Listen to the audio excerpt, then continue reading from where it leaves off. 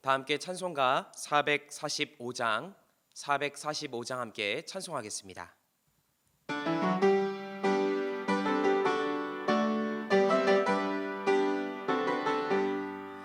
대산을 넘어 험곡에 가도 빛 가운데로 걸어가면 주께서 항상 지키시기로 약속한 말씀 변치 않네. 하늘의 영광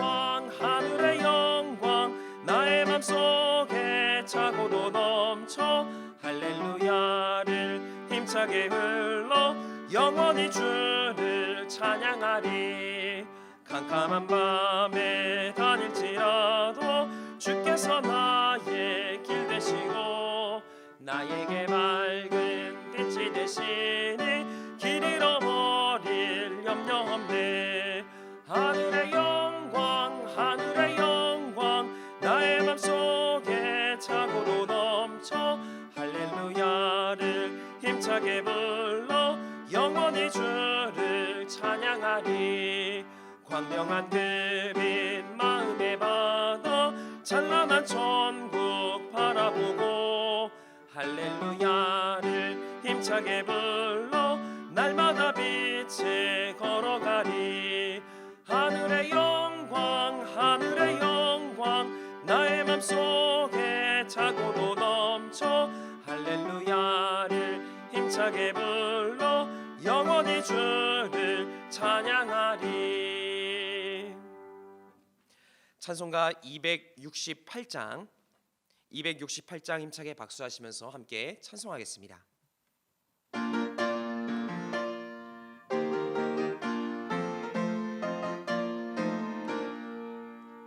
죄에서 자유를 얻게 함을 보혈의 능력 주의 보혈 시험을 이기고 승리하니 참 놀라운 능력이로다. 주의 보혈 능력이 또다. 주의 피 믿고 주의 보혈 그 어린 양의 매우 귀중한 피로다. 육체의 정욕을 이긴 힘은 보혈의 능력 주의 보혈 정결한 마음을 얻게 하니 참 놀라운 능력이로다. 주의 보혈 능력이 또다. 주의 피 믿고 주의 보혈 그 어린 양의 매우 귀중한 피로다. 눈보다 더 희게 밝히는 것 보혈의 능력 주의 보혈 부정한 모든 것 밝히시니 참 놀라운 능력이로다. 주의 보혈 능력이 또다. 주의 피 믿고 주의 보혈 그 어린 양의 매우 귀중한 피로다. 구주의 복음을 전할 제목 보혈의 능력 주의 보혈 날마다 나에게 찬송 주니 참 놀라운 능력이로다. 주의 보혈 능력이 또다. 주의 피 믿고 주의 보혈 그 어린 양의 매우 귀중한 피로다. 오늘의 성경 말씀은 신약 마태복음 1장 18절부터 25절까지의 말씀입니다. 저희 여러분들이 한 절씩 교독하여 읽도록 하겠습니다. 예수 그리스도의 나심은 이러하니라. 그의 어머니 마리아가 요셉과 약혼하고 동거하기 전에 성령으로 잉태된 것이 나타났더니 그의 남편 요셉은 의로운 사람이라 그를 떠내지 아니하고 가만히 끊고자 하여 이 일을 생각할 때에 주의 사자가 현몽하여 이르되 다윗의 자손 요셉아 내 아내 마리아 데려오기를 무서워하지 말라. 그에게 잉태된 자는 성령으로 된 것이라. 아들을 낳으리니 이름을 예수라 하라.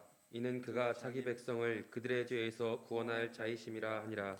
이 모든 일이 된 것은 주께서 선지자로 하신 말씀을 이루려 하심이니 이르시되 보라, 처녀가 잉태하여 아들을 낳을 것이요 그의 이름은 임마누엘이라 하리라 하셨으니 이를 번역한즉 하나님이 우리와 함께 계시다 함이라.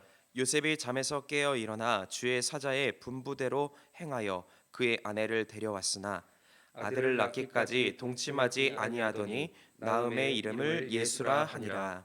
아멘. 할렐루야. 오늘 이 새벽 하나님의 은혜가 풍성히 넘쳐나는 복된 새벽이 되어지시기를 주의 이름으로 간절히 축원드립니다. 아프리카 선교에 큰 역할을 했던 데이비드 리빙스턴이라는 선교사가 있습니다. 그는 미지의 땅 아프리카에서 복음을 전했습니다. 16년 동안 사역을 하다가 16년 만에 처음으로 런던에 돌아가서 선교에 대한 보고를 하게 되었습니다. 많은 사람들은 그의 선교의 이야기에 감동을 받았습니다. 그러던 중 한 청년이 그에게 질문을 했습니다. 그 무서운 곳에서 어떻게 하나님의 말씀을 계속 전할 수 있었습니까? 그러자 리빙스턴은 서슴지 않고 자신이 가장 사랑하는 성경 구절 2절을 외웠다라는 겁니다. 그 말씀은 요한복음 14장 18절 말씀에 내가 너희를 고아와 같이 버려두지 아니한다라는 말씀, 또 마태복음 28장 20절 말씀에 볼지어다 내가 세상 끝날까지 너희와 항상 함께 있으리라라는 말씀이었습니다. 이 말씀이 자신을 향한 하나님의 확실한 약속이라고 신뢰하였기에 담대하게 선교를 행할 수 있었다라고 고백을 했다라는 것입니다. 마찬가지로 우리에게도 주님은 이와 같은 주님의 약속의 말씀으로 우리에게 힘과 용기를 더해 주십니다. 이 약속이 지금도 계속 우리를 향해 있기에 우리는 담대하게 세상 속에서 믿음의 승리를 선포하며 살아가게 될 수 있을 줄 믿습니다. 오늘 말씀은 예수 그리스도의 탄생에 대해서 말씀합니다. 주님의 탄생, 이것은 우연한 사건이 아니었습니다. 철저하게 하나님의 계획 안에서 일어난 가장 위대한 하나님의 약속의 사건이었다라는 것입니다.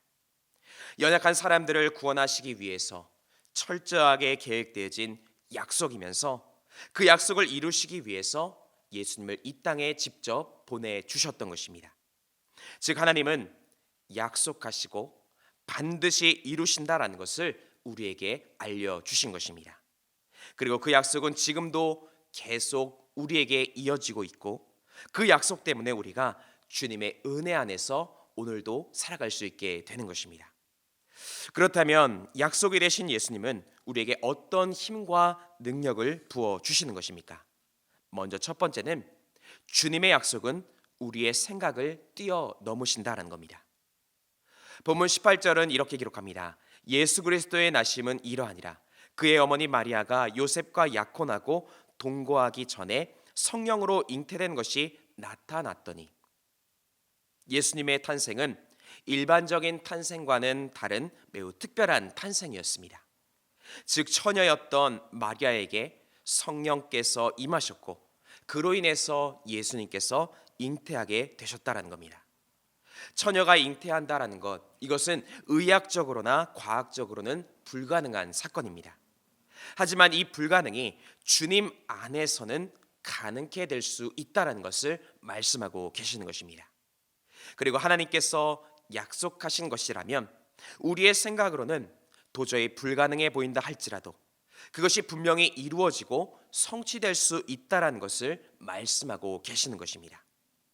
예수님은 이런 불가능을 뛰어넘으시는 하나님의 능력을 우리에게 선포하시기 위해서 이 땅에 처녀의 몸을 통해 찾아와 주신 것입니다. 이처럼 하나님의 약속은 우리의 생각을 뛰어넘으십니다. 그렇기에 주님의 약속을 신뢰하는 사람이라면 때로 함부로 그 결과를 내 생각대로 규정해서는 안 된다는 것입니다. 어찌 보면 우리는 일상에서 일어나는 일들에 대해서 너무나 쉽게 규정을 하며 살아갈 때가 있습니다. 때론 자녀의 앞길을 규정하기도 하고 또 다른 사람들이 이렇게 될 것이다 라고 규정을 하기도 합니다. 심지어 자신의 삶도 나의 생각만큼만 규정을 하기도 하는 것입니다. 하지만 우리가 주님의 자녀라면 주님의 한계가 없는 그 약속을 신뢰하면서 믿음으로 하나님이 이루실 수 있다라는 생각을 품어야 한다라는 것입니다. 예수님께서는 모두가 죽음이라고 생각했던 십자가를 통해서 우리의 죄를 사해 주시고 구원의 역사를 일으켜 주셨습니다. 즉 주님께 붙들린 우리는 죽음이라고 생각되어지는 극한의 어려움 가운데서도 주님의 역사 안에서 새로운 길이 열려지는 은혜를 경험할 수 있다라는 것입니다. 한 목사님의 고백입니다. 목사님은 늦은 나이에 신학을 시작하게 되었습니다. 모태 신앙이었지만 그동안 성경을 한 번도 제대로 읽어본 적이 없었기에 신학교에 들어가서 처음 하게 된 것은 성경을 통독하는 일이었다라고 합니다. 그래서 구약 성경을 읽어갔습니다. 그리고 구약 성경을 다 읽어보고 난 뒤에 찾아오는 생각이 있었습니다. 구약 성경의 나를 비춰보니 어느 곳 한 곳에서도 말씀 앞에 자신이 떳떳하다라고 말할 수가 없었다라는 것입니다. 그래서 어떻게 나 같은 사람이 신학교에 온다라는 것, 이것은 안 되겠다라는 생각까지 하게 되었다라는 것입니다. 그런데 구약을 다 읽고 신약을 읽어가면서 이 모든 생각이 바뀌기 시작했다라는 것입니다. 이렇게 연약한 나를 위해서 예수님께서 나를 찾아오셨구나라는 생각이 찾아오게 되었다라는 것입니다. 이어 찾아오는 생각은 다른 사람보다 죄 많은 삶을 살았고 더 많이 죄를 탕감을 받게 되었으니 이제부터 더 주님을 위해서 살아가야겠다라는 생각을 할 수 있었다라는 것입니다. 연약한 죄에서 우리를 건져주시겠다라는 이 약속은 지금 우리에게도 유효합니다. 그리고 그 특별한 약속의 은혜가 있기에 오늘도 우리는 구원의 길을 걸어갈 수 있게 되는 것입니다. 주님이 우리에게 보여주신 상상할 수 없는 놀라운 구원의 은혜가 우리에게 임하고 있습니다. 이것을 기억하시며 더 주님 앞에 나아가시고 주님의 사랑에 보답하는 귀한 삶을 살아가시기를 주의 이름으로 간절히 축원드립니다. 두 번째로 우리를 구원해 주시는 약속을 가지고 찾아와 주십니다. 한 맞벌이 가정에 초등학교 딸아이가 있었습니다. 부부는 맞벌이로 일을 하기에 딸아이가 스스로 해야 하는 일들이 많이 있었습니다. 하루는 딸아이가 학교에서 머리를 반듯하게 자르고 오라라는 지시를 받게 되었습니다. 딸아이는 부모님이 언제 올지 모르기 때문에 혼자서 거울을 보며 자신의 머리를 스스로 자르기 시작했습니다. 앞머리를 조금 자르더니 자신의 솜씨에 감탄을 하게 되었는지 뒷머리까지 혼자서 자르기 시작했습니다. 그러고 있던 중에 부부가 퇴근을 하였고 아이의 모습을 보게 되었습니다. 아이는 부부에게 머리를 혼자서 잘랐다라고 자랑을 했습니다. 아이의 모습을 보며 부부는 어처구니가 없었습니다. 머리의 상태를 보니 들쭉날쭉 엉망이었다라는 것입니다. 부부는 아이에게 거울을 가져다 주면서 머리 전체를 보여주었습니다. 그제서야 제대로 머리를 보게 된 아이는 사태의 심각성을 깨닫게 되었고 다시 머리가 길어질 때까지 모자를 쓰고 다닐 수밖에 없었다라는 이야기입니다. 이런 연약함이 때로 우리에게도 일어날 때가 있습니다. 우리는 스스로 잘 안다라고 스스로를 생각합니다. 그리고 스스로를 잘 돌아보지 못하는 연약한 모습을 보일 때도 있습니다. 그런데 우리는 스스로의 모습을 모두 다 알 수는 없습니다. 그래서 우리는 더욱 예수님을 필요로 해야 한다라는 것입니다. 본문 21절 말씀은 이렇게 기록합니다. 아들을 낳으리니 이름을 예수라 하라.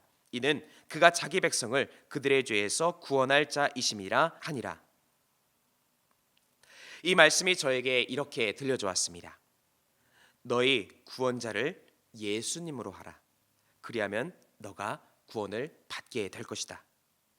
다른 누가 아닌 예수님을 구원자로 받아들이게 될 때에 우리의 죄와 연약함들이 극복되어질 수 있는 것이고 참된 구원의 삶을 살아갈 수 있다라는 말씀으로 다가오게 된 것이었습니다. 지금 우리에게 예수님은 어떤 분이십니까?